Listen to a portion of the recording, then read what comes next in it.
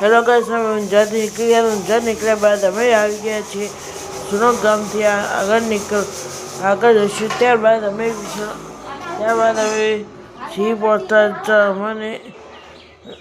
પહોંચતા અમને એક પેસેન્જર મળે છે. તે પેસેન્જરને બેસાડ્યા બાદ અમે તેમને ઈશ્વરાસન ચોકડી ઉતારી દઈશું. ઈશ્વરાસન ચોકડી ઉતાર્યા બાદ અમારા ભાઈબંધ તેમને ડબલ ગપ્પામાં આપે છે કે અમે ટ્રેક્ટર વેચી મારીશું, આમ કરી દઈશું. તે ડબલ ગપ્પા આપે છે અને તેમની ઈશ્વરાસન ચોકડી ઉતાર્યા બાદ અમે નીકળી ગયા છીએ બારિશના તરફ. અમારા ભાઈબંધને બારિશના કંઈ કામ હતું.